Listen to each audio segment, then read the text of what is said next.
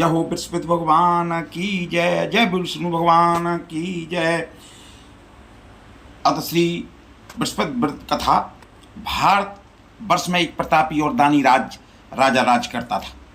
वह नित्य गरीबों और ब्राह्मणों की सहायता करता था।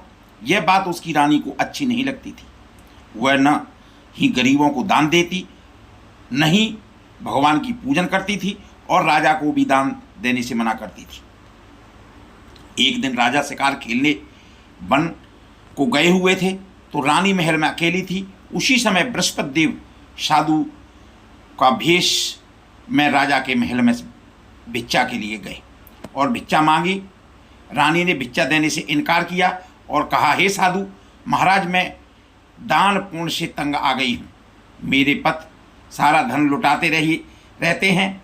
मेरी इच्छा है कि हमारा धन नष्ट हो जाए, फिर न रहेगा बांस न बजेगी बांसुरी। साधु ने कहा, देवी तुम तो बड़ी विचित्र हो।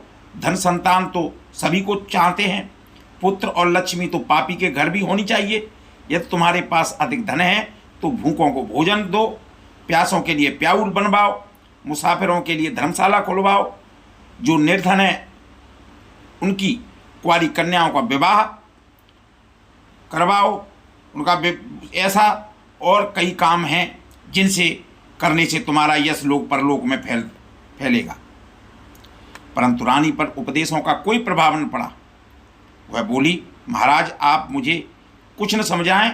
मैं ऐसा धन नहीं चाहती जो हर समय जगह जगह बांटती फिरूं। साधु ने उत्तर दिया, यदि तुम्हारी ऐसी इच्छा है तो यह तथास्तु।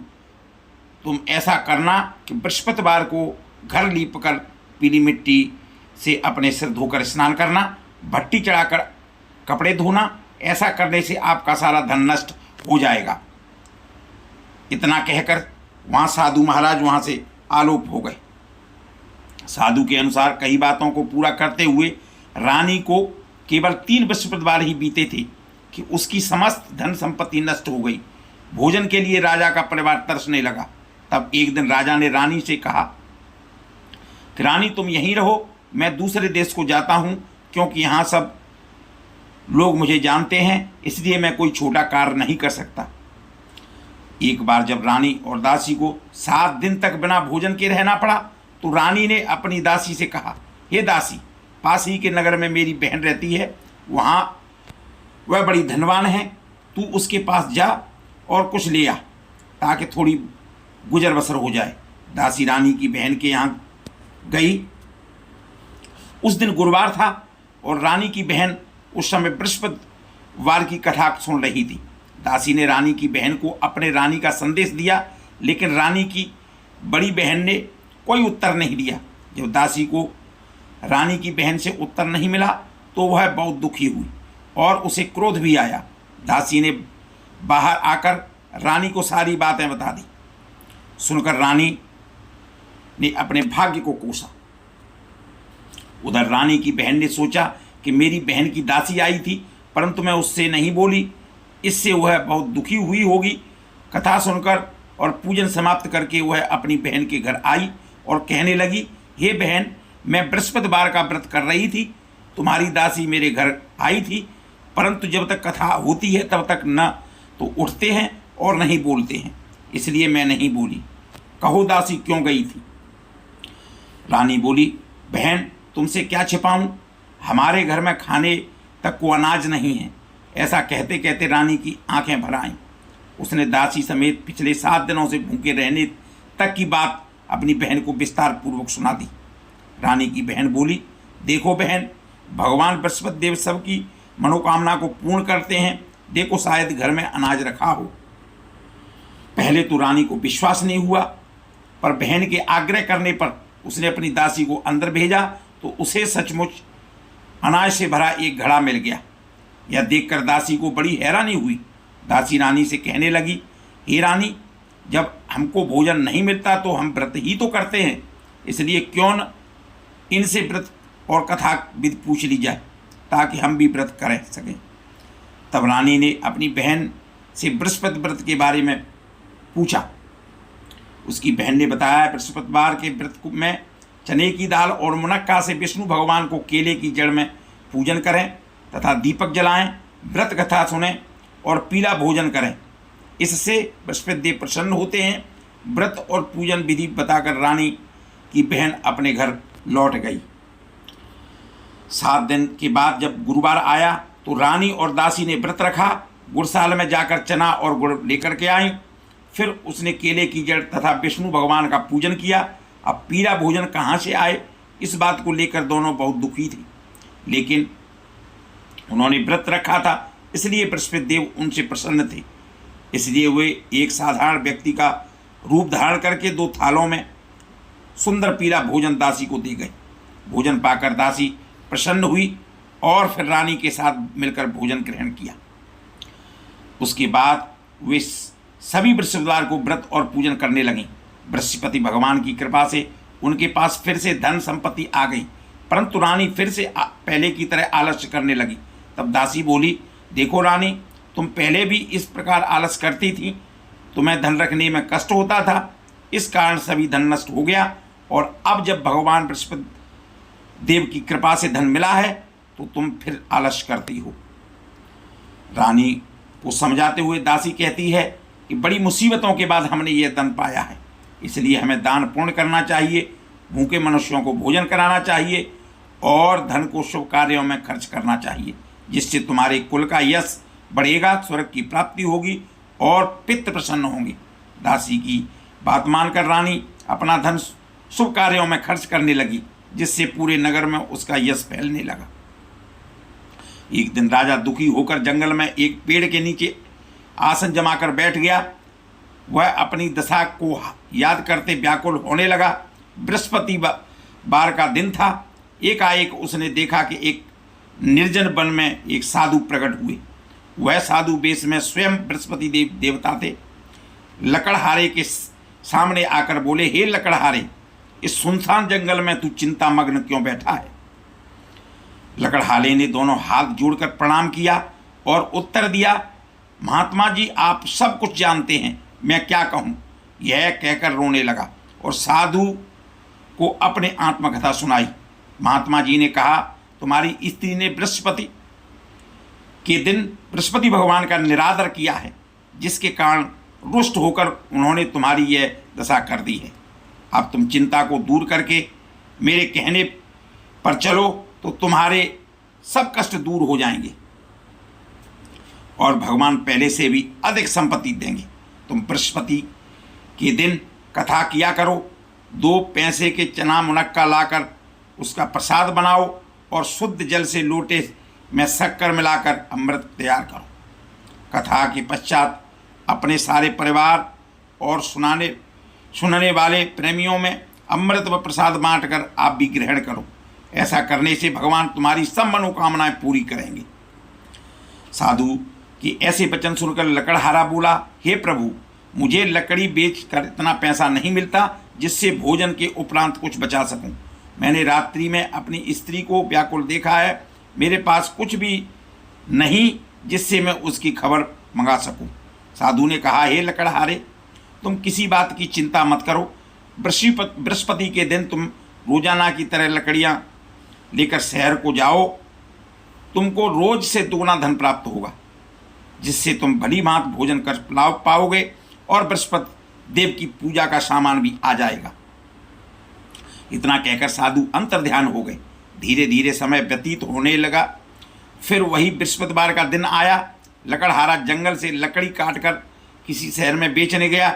उसे उस दिन और दिन से अधिक पैसा मिला।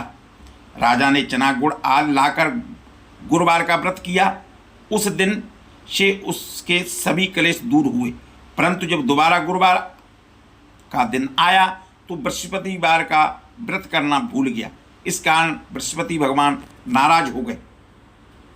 उस दिन उस नगर के राजा ने विशाल यज्ञ का आयोजन किया तथा शहर में यह घोषणा करा दी कि कोई भी अपने घर में भोजन न बनाए, न आग जलाए, समस्त जनता मेरे यहाँ भोजन करने आवे। यह आज्ञा को जो नहीं मानेगा उसे फांसी की सजा दी जाएगी। इस तरह की घोषणा संपूर्ण नगर में करवा दी गई। राजा की आज्ञानुसार शहर से सभी लोग भोजन करने गए, लेकिन लकड़हारा कुछ देर से पहुंचा, इसलिए राजा उसको अपने साथ घर ले गए और ले जाकर भोजन करा रहे थे तो रानी की दृष्टि उस खूंटी पर पड़ी जिस पर उसका हार लटका हुआ था। वहां पर दिखाई नहीं दिया। रानी ने निश्चय किया कि मेरा हार इस मनुष्य ने चुरा लिया है। उसी समय सिपाहियों को बुलाकर उसको कारागार में डलवा दिया। जब लकड़हारा कारागार में पड़ गया और बहुत दुखी होकर विचार करने लगा कि न जाने कौन से पूर्व जन्म के कर्मों के मुझे यह दुख प्राप्त हुआ है, और उसी साधु को याद करने लगा जो कि जंगल में मिला था।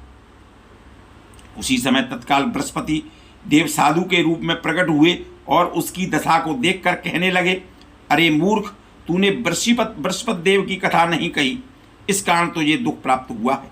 अब चिंता मत कर, बृहस्पतिवार के दिन कारागार के दरवाजे पर 4 पैसे पड़े मिलेंगे, उनसे तू बृहस्पति देव की पूजा करना, तेरा सभी कष्ट दूर हो जाएंगे। इस तरह रात्रि के स्वप्न को देखकर राजा प्रातःकाल उठा और खूंटी पर हार देखकर लकड़हारे को बुलाकर क्षमा मांगी। तब लकड़हारा को योग्य सुंदर वस्त्र आभूषण देकर विदा करने लगा। बृहस्पति देव की आज्ञा अनुसार लकड़हारा अपने नगर को चल दिया।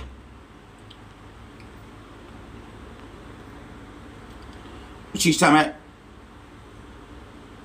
राजा जब अपने नगर में निकट पहुंचा तो उसे बड़ा आश्चर्य हुआ। नगर में पहले से अधिक बाग, तालाब, कुएं तथा बहुत सी धर्मशाला, मंदिर आदि बन गई हैं। राजा ने पूछा, यह किसका बाग और धर्मशाला है? तब नगर के सब लोग कहने लगे, यह सब रानी और बांदी के हैं। तो राजा को आश्चर्य हुआ और गुस्सा भी आया। जब रानी ने यह खबर सुनी कि राजा आ रहे हैं तो उन्होंने बांदी से कहा कि हे दासी, देख राजा हमको कितनी बुरी हालत में छोड़ करके गए थे। हमारी ऐसी हालत देखकर वह लौट न जाए, इसलिए तू दरवाजे पर खड़ी हो जा। आज्ञानुसार दासी दरवाजे पर खड़ी हो गई। राजा आए तो उन्हें अपने साथ लेवा लाई। तब राजा ने क्रोध करके अपनी रानी से पूछा कि यह धन तुम्हें कैसे प्राप्त हुआ है? तब उन्होंने कहा, हमें यह सब धन बृहस्पति देव की व्रत करने की प्रभाव से प्राप्त हुआ। राजा ने निश्चय किया कि 7 रोज बाद तो सभी बृहस्पति देव का पूजन करते हैं, परंतु मैं प्रतिदिन दिन में 3 बार कहानी तथा रोज व्रत किया करूँगा। अब हर समय राजा के दुपट्टे में चने की दाल बंधी रहती थी तथा दिन में 3 बार कहानी कहता। एक रोज राजा ने विचार किया कि चलो अपने बहन के यहाँ होकर के आते हैं। इस तरह निश्चय कर राजा घोड़े पर सवार हो अपनी बहन के यहाँ को चलने लगा। मार्ग में उसने देखा कि कुछ आदमी एक मुर्दे को लेकर के जा रहे हैं। उन्हें रोक कर राजा कहने लगा, अरे भाई, मेरी बृहस्पति देव की कथा सुन लो।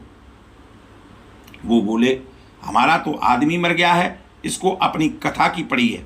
परंतु कुछ आदमी बोले, अच्छा कहो, हम तुम्हारी कथा भी सुनते हैं। राजा ने दाल निकाली और जब कथा आदि हुई तब मुर्दा हिलने लगा, और जब कथा समाप्त हो गई तो राम राम कह करके मनुष्य उठकर खड़ा हो गया। आगे मार्ग में उसे एक किसान खेत में हल चलाता मिला। राजा ने उसे देखकर और उससे बोला, अरे भैया, तुम मेरी बृहस्पतिवार की कथा सुन लो। किसान बोला, जब तक मैं तेरी कथा सुनूंगा तब तक 4 हरैया जोत लूँगा।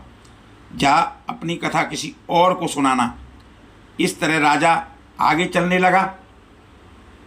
राजा के हटते ही बैल पछाड़ खाकर गिर गए तथा किसान के पेट में बड़ी जोर से दर्द होने लगा। उस समय उसकी माँ रोटी लेकर आई। उसने जब यह देखा तो अपने पुत्र से सब हाल पूछा और बेटे ने सभी हाल बता दिया। तो बुढ़िया दौड़ी दौड़ी उस घुड़सवार के पास गई और उससे बोली कि मैं तेरी कथा सुनूंगी, तू अपनी कथा मेरे खेत पर चलकर ही कहना। राजा ने बुढ़िया के खेत पर जाकर कथा कही, जिससे सुनते ही वह बैल उठ खड़ा हुआ और किसान के पेट का दर्द भी बंद हो गया। राजा अपनी बहन के घर पहुंचा।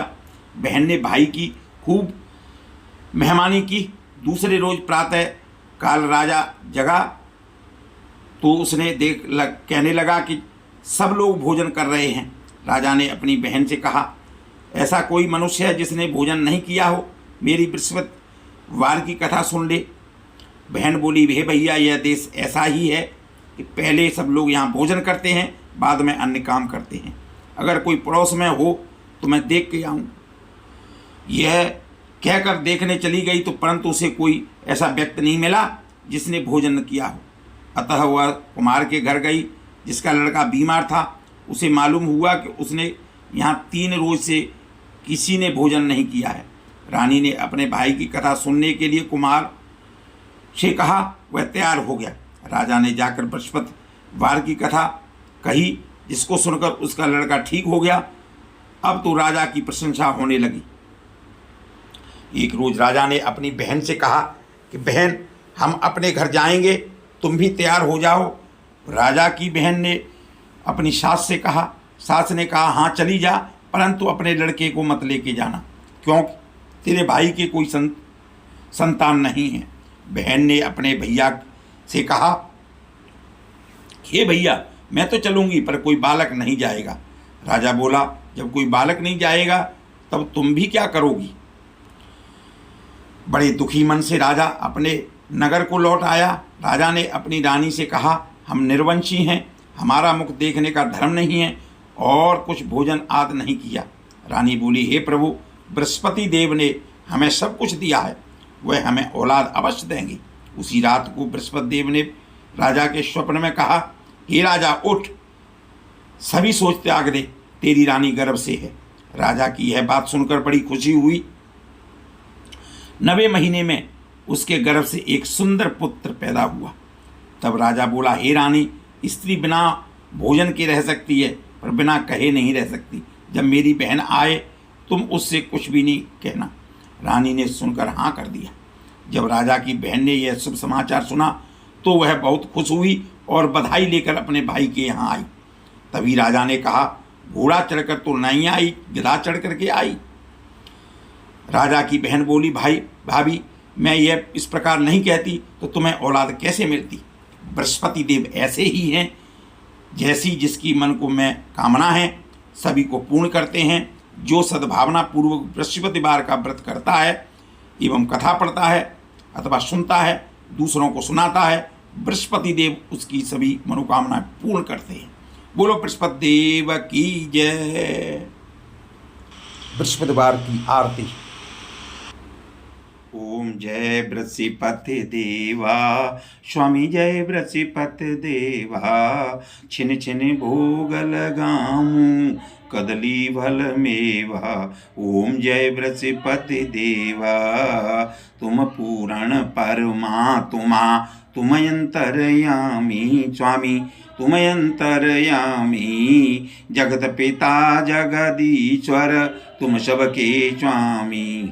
ओम जय बृहस्पति देवा, चरणामृत निज निर्मल, सब पातक हरिता। स्वामी सब पातक हरिता, सकल मनोरथ दायक, कृपा करो वरिता। ओम जय बृहस्पति देवा, तन मन धन अर्पण कर, जो जन शरण पड़े। स्वामी जो जन शरण पड़े, प्रभु प्रगट तब होकर आकर द्वार कड़े। ओम जय बृहस्पति देवा, दीन दयाल दयानिधि, भक्तन हितकारी। स्वामी भक्तन हितकारी, पाप दोष सब हरिता, भव भय बंधन हारी। ओम जय बृहस्पति देवा, राम सकल मनोरथ दायक, सब संशय तारो। स्वामी सब संशय तारो, विषय विकार मिटाओ, संतन सुखकारी। ओम जय बृहस्पति देवा, राम जो कोई आरती तेरी, प्रेम सहित गावे। स्वामी प्रेम सहित गावे, जिष्टानंद बंद सो निश्चय पावे। ओम जय बृहस्पति देवा, ओम जय बृहस्पति देवा। स्वामी जय बृहस्पति देवा। जय राम।